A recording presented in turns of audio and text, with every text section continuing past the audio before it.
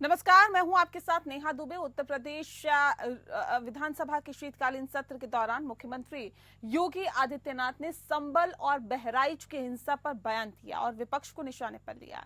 CM योगी ने विधानसभा में संबल बहराइच मामले पर कहा कि साल 2017 से लेकर अब तक एनसीआरबी कहती है कि 97 से लेकर 99% तक सांप्रदायिक हिंसा में कमी आई है। विपक्ष पर हमला करते हुए योगी ने कहा कि बहराइच और संभल की घटनाओं का जिक्र करते हुए कहा कि इन घटनाओं में कार्रवाई आगे बढ़ रही है और सच जल्दी ही सामने आएगा। विपक्ष की पत्थरबाजी से सौहार्द नहीं आएगा। योगी ने कहा कि ये तो बाबरनामा में भी लिखा है कि हर मंदिर को तोड़कर एक ढांचा खड़ा किया गया है। ये केवल सर्वे की बात थी और जिलाधिकारी का जिले का हेड इनका दायित्व है कि न्यायालय के आदेशों का अक्षरश पालन करना। और ऐसे में योगी ने विपक्ष पर प्रहार करते हुए कहा कि ना दरिंदों को आज तक सजा क्यों नहीं मिली, जिन्होंने संभल के अंदर 46 वर्ष पहले नरसंहार किया। क्यों नहीं चर्चा होती कि संभल में जिनकी निर्मम हत्या हुई उन निर्दोषों का क्या कसूर था। जो भी सच बोलेगा उसे धमकी दी जाएगी, उनका मुंह बंद कराने का प्रयास होगा। वहीं सीएम योगी आदित्यनाथ ने विवादास्पद बयान देने वाले इलाहाबाद हाईकोर्ट के जज जस्टिस शेखर कुमार यादव का समर्थन किया। यूपी विधानसभा में बोलते हुए सीएम योगी ने कहा कि एक जज ने सच बोला।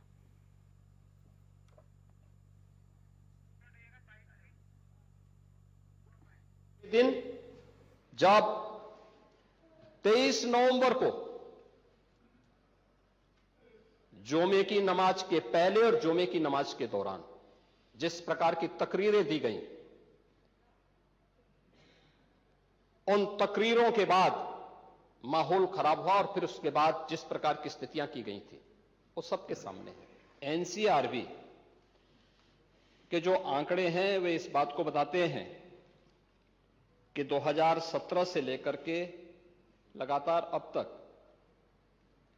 प्रदेश में सांप्रदायिक दंगों की जो स्थिति है उसमें 97 से लेकर 99% तक कमी आई है। विधानसभा में सीएम योगी ने इन तमाम बातों का जिक्र किया। उन्होंने ये भी कहा कि देखिए, जो एनसीआरबी के आंकड़े हैं वो यही बताते हैं कि जो सांप्रदायिक हिंसा के मामले हैं या बहराइच संभल के मामले पर उन्होंने कहा कि 2017 से लेकर अब तक के जो एनसीआरबी के आंकड़े हैं वो ये बताते हैं कि 97 से लेकर 99% तक सांप्रदायिक हिंसा में कमी आई है। विपक्ष पर हमला किया है योगी आदित्यनाथ ने और कहा कि बहराइच और संभल की घटनाएं जो हैं वो अलग मामले हैं, लेकिन सांप्रदायिक घटनाओं में कमी आई है और ये 97 से 99% तक कम हुए हैं। और जो सच है इन घटनाओं का वो भी सभी के सामने जल्दी ही आएगा। विपक्ष की पत्थरबाजी से सौहार्द नहीं आएगा, ये भी उन्होंने विपक्ष को यहाँ पर बताया है। योगी ने यह भी कहा है कि बाबरनामा में भी लिखा गया है कि हर मंदिर को तोड़कर एक ढांचा खड़ा किया गया है। ये केवल सर्वे की बात थी। जिलाधिकारी जिले का हेड इनका दायित्व है कि न्यायालय के आदेशों का पालन करना। और योगी ने विपक्ष पर प्रहार करते हुए कहा कि ना दरिंदों को आज तक क्यों नहीं सजा मिली है, ये भी सोचना चाहिए। जिन्होंने संभल के अंदर 46 वर्ष पहले नरसंहार किया, क्यों नहीं चर्चा होती संभल में जिनकी निर्मम हत्या हुई उनकी, और उन निर्दोषों का क्या कसूर था, ये बात भी उन्होंने कहा है। और साथ ही साथ उन्होंने कहा कि जो भी सच बोलेगा उसी के धमकी दी जाएगी, उनका मुंह बंद कराने का प्रयास किया जाएगा। सीएम योगी आदित्यनाथ ने इन तमाम बातों का यहाँ पर जिक्र किया।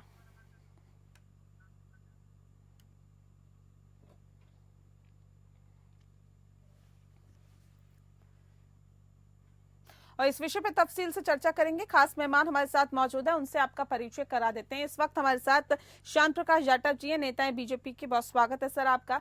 पूजा मिश्रा जी हमारे साथ जुड़ गई हैं, प्रवक्ता हैं समाजवादी पार्टी के। आपका बहुत स्वागत है। और इस वक्त हमारे साथ विजय कौशिक जी जुड़ गए हैं, प्रवक्ता हैं कांग्रेस पार्टी के। आपका भी विजय जी बहुत बहुत स्वागत है।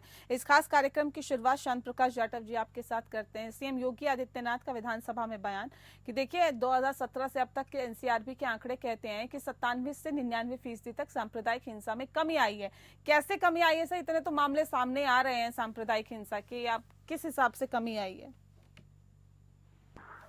नहीं, आप एनसीआरबी के डाटा पर बिलीव नहीं करती थी। और जिस तरीके से 2014 से पहले प्रदेश के अंदर दंगे होते थे, उसका आकलन है ना, 106 लोग मुजफ्फरनगर में मारे गए थे। मुजफ्फरनगर दंगे में क्या इस प्रकार की कोई घटना हुई? या उससे पहले 1978 में किस तरीके से संभल में सांप्रदायिक दंगे हुए? 1981 में किस प्रकार सांप्रदायिक दंगे हुए? 1983-84 के दंगे भी हमें बहुत अच्छी तरह याद है। तो जिस तरीके से पहले दंगे होते थे और अब जो है पिछले 2017 के बाद में उत्तर प्रदेश में बल्कि जो कमी आई है, वो अपने आप में डाटा भी बता रहे हैं और यहाँ की जनता भी बता रही है। और जनता बहुत अच्छी तरीके से अपने आप को महसूस कर रही है कि अब उत्तर प्रदेश में अपराध और अपराधियों का कोई जो अस्तित्व नहीं रह गया है। जिस तरीके से सख्त कदम जो है योगी शासन में उठाए गए हैं, योगी जी के द्वारा उठाए गए हैं, वो सब जगह जो है उसका प्रशंसा हो रही है। ठीक है। पूजा जी, क्यों नहीं लगता आप लोगों को कि एनसीआरबी के जो आंकड़े हैं वो ये बता रहे हैं कि देखिए हिंसा में, सांप्रदायिक घटनाओं में कमी आ रही है, अपराधी और अपराधियों का अस्तित्व खत्म हो रहा है? आपको नहीं दिख रहा क्या जो आंकड़े हैं ये तो सीएम योगी आदित्यनाथ को क्यों बताने पड़ रहे हैं? आप लोगों को तो खुद पता होना चाहिए कि सांप्रदायिक घटनाओं में कितने उत्तर प्रदेश में कमी आई है, अपराधियों में कितना खौफ है।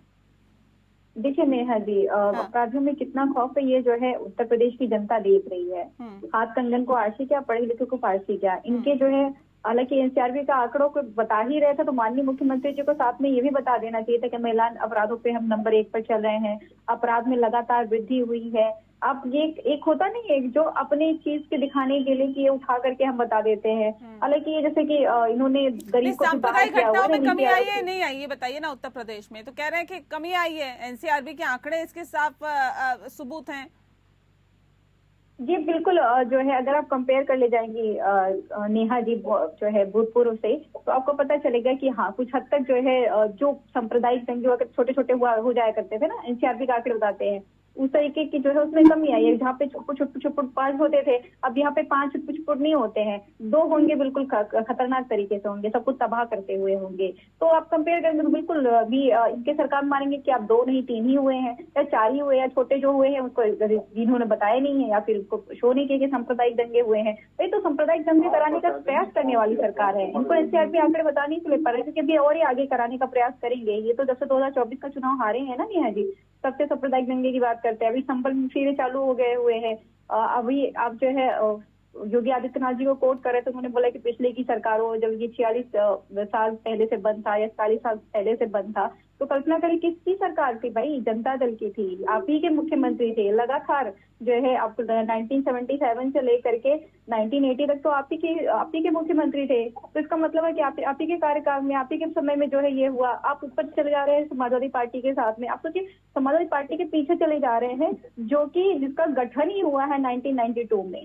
आप कल्पना करिए कि आप ही की सरकार रही उस वक्त, और आप जब कह रहे होते इस बात को कि उस वक्त की सरकार है, तो एक बार देख तो लिया करिए ना कि उस वक्त सरकार किसकी थी, मुख्यमंत्री कौन था? नरेश राम यादव जी थे 1977 से लेकर के।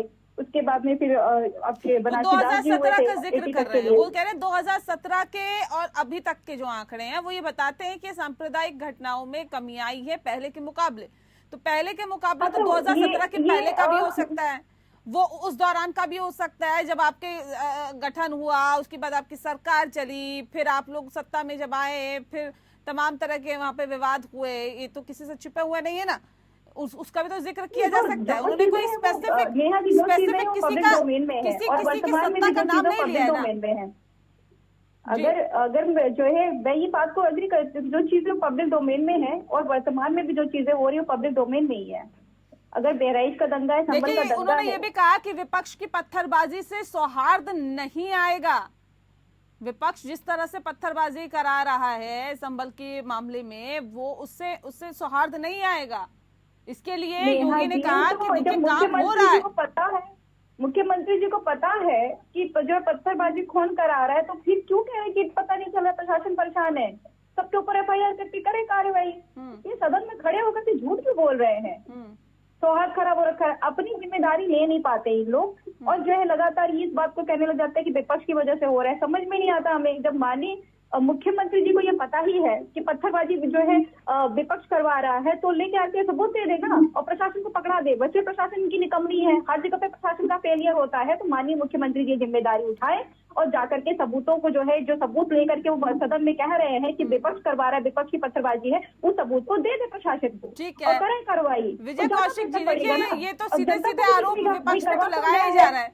साथ ही साथ ये भी कहा जाए, योगी ने कहा है कि ये तो बाबरनामे में भी लिखा है कि हर मंदिर को तोड़कर एक ढांचा खड़ा किया गया, फिर विपक्ष क्यों नहीं मानता इससे? ये तो सर्वे की बात थी, मैं सर्वे करने ही गई थी टीम। तो सत्ता पक्ष में विजय कौशिक जी क्यों रोक लगा दी है? जिला अदालतों के 1991 के अभी विजय जी से सवाल, मैं आती हूँ एक सेकंड। मैं योगी जी से पूछना चाहता हूँ कि क्यों तो उनके बुलडोजर एक्शन के खिलाफ सुप्रीम कोर्ट ने बयान दिए, क्यों उनके या देश में तमाम जगहों को लेकर जो जिला अदालतों ने सर्वे के आदेश दिए हैं उन पर क्यों सुप्रीम कोर्ट ने रोक लगा दी है? क्या कारण है? ये सबको समझना होगा। सवाल यह है कि अगर अतीत में कुछ हुआ है तो क्या अतीत में जाकर हम उन गलतियों को सुधार सकते हैं या वर्तमान में सुधार सकते हैं? क्या वर्तमान में अगर मुसलमानों का सफाया देश में से कर दिया जाए तो क्या ये देश आगे बढ़ पाएगा?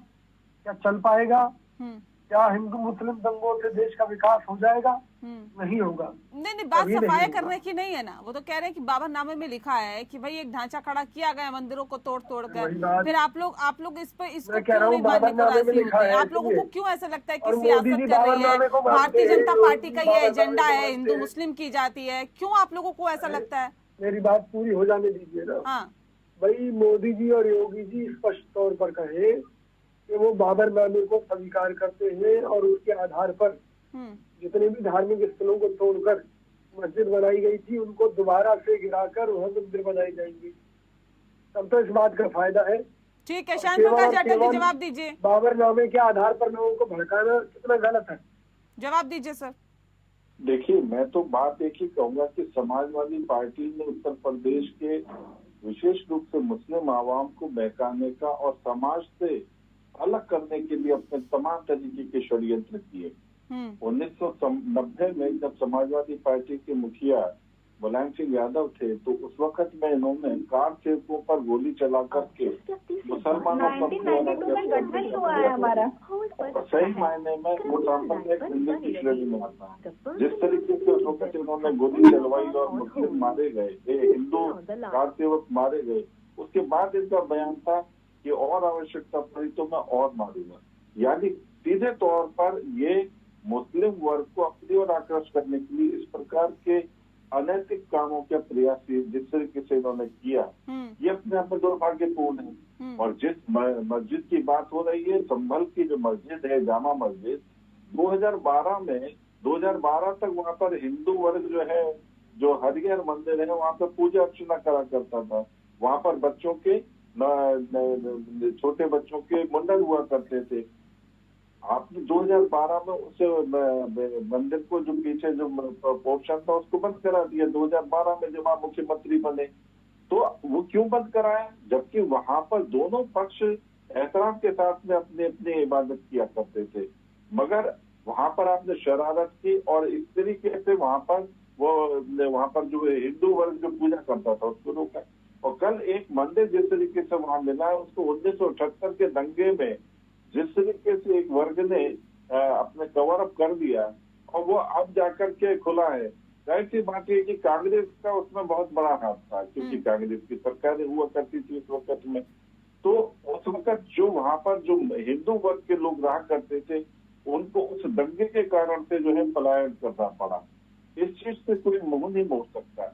और सही मायने में जो क्षेत्र है वहां से हिंदू पलायन करके, और वहां पे जो हिंदू संस्कृति के जो चिन्ह थे, मंदिर थे, उनकी दुर्गति हुई, जो अब आज के समय में जो है वो दिखाई पड़ रहे हैं। और जब दिखाई पड़ रहे हैं तो स्वाभाविक बात है उसको संरक्षण में देने की भी आवश्यकता, और वहाँ के हिंदू वर्ग जो है वहां पर पूजा अर्चना करे, इस चीज की भी सुविधा देने की आवश्यकता है।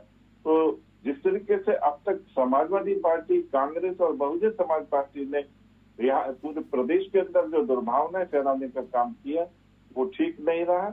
मैं समझता हूँ कि हिंदू और मुस्लिम एकता के लिए हमें आपसी सौहार्द के साथ रहना चाहिए और उसी काम को आगे बढ़ाने का काम। देखिए, पूजा जी, तो सीधे आप लोगों पे ही आरोप लग रहे हैं, और ये सीधे कहीं ना कहीं मैसेज देने की कोशिश की जिसके घर खुद शीशे के होते हैं वो दूसरों के घरों पे पत्थर नहीं फेंका करते। कम से कम अतीत में तो झांका जाता ना कि क्या हुआ था। नेहा जी, जो है मुझे लगता है कि जो ज्ञान यहाँ पे प्रवक्ता जी जो है बैठ करके दे रहे हैं, यही ज्ञान अपने शीर्ष नेतृत्व को नहीं दे देते ना। विडम्बना ये है, ये तो कह रहे हैं कि मुस्लिम और हिंदू का सौहार्द रहे, नेतृत्व नहीं कहते हैं। ऐसा हुआ या नहीं हुआ, बताइए ना जी। जो इन्होंने बोला वो इसमें कितनी फीसदी झूठ है, ये बात बताइए ना कि ये इतना फीसदी इन्होंने झूठ बोला, ये बात गलत बोल दी या ये बात झूठ बोल दी। ये बात इन्होंने गलत बोल दिया कि वहाँ पे जो है मंदिर था और माननीय राष्ट्रीय अध्यक्ष अखिलेश यादव जी जब मुख्यमंत्री बने तो उन्होंने बंद कराया। इनके पास में साक्ष्य है, ये साक्ष्य है तो चले जाए माननीय पूर्व मुख्यमंत्री श्री अखिलेश यादव जी के अगेंस्ट में। 2000 मैंने पहले बोला, सदन में खड़े होकर के ये लोग झूठ बोल ले जाते हैं ना। अगर आपके पास में साक्ष्य है तो आप क्यों यहाँ बैठ करके बोल रहे हैं, बताइए। आपके पास में इस बात की जानकारी है कि राष्ट्रीय अध्यक्ष जी ने मंदिर बंद कराया, फिर आप बैठ करके यहाँ पे बोल रहे हैं। जान ही रहे कानून के पास में, माननीय मुख्यमंत्री जी के पास में इस बात की जानकारी है कि जो है ये विपक्ष करवा रहा है पत्थरबाजी, उसके बावजूद भी जो है जान ही रहे कोर्ट में। ये समझ में नहीं आता, आप लोग जनता को गुमराह करने का बिल्कुल ठेका लेकर के बैठे हुए हैं कि आपको जनता को गुमराह करना है। अरे ये सब अगर चीजें हैं तो लेकर के जाइए ना।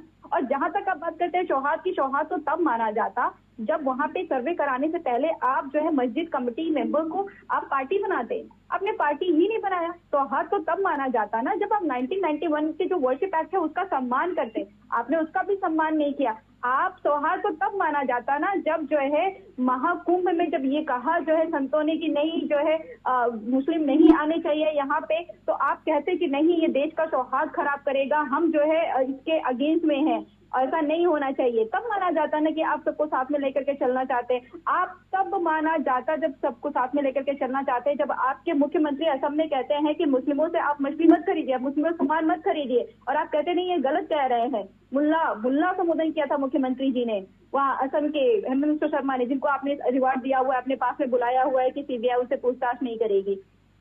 तब माना जाता कि आप सौहार्द रखना चाहते हैं। आप तब माना जाता सौहार्द रखना चाह रहे जब गिरिराज जी कहते हैं बिहार में जा करके कि एक थप्पड़ मारे 100 थप्पड़ मारे, कोई मुस्लिम को एक थप्पड़ मारता है 100 थप्पड़ मारिए, तब माना जाता। तब माना जाता प्रदीप सिंह जी कहते हैं जिसको अररिया में रहना होगा हिंदू बनना पड़ेगा, और तब आप नहीं कहते हुए आप सौहार्द का ज्ञान यहाँ बैठ करके दे रहे हैं ना। शीर्ष नेतृत्व को दे दीजिए ना अपने सौहार्द का ज्ञान, उनके पास में नहीं है। वो तो यही चाहते हैं कि बटेंगे कटेंगे, उनका यही नारा है और वो उनका एजेंडा भी यही है। उनका एजेंडा नहीं है सौहार्द का, ये आप कह रहे हैं। ठीक है, देखिए मैं यहाँ पर मैं जवाब देना चाहूंगा। इसका जवाब जो है ना वहाँ की जनता ने दे दिया है, संभल की जनता ने दे दिया है, कुंडली की जनता ने दे दिया है।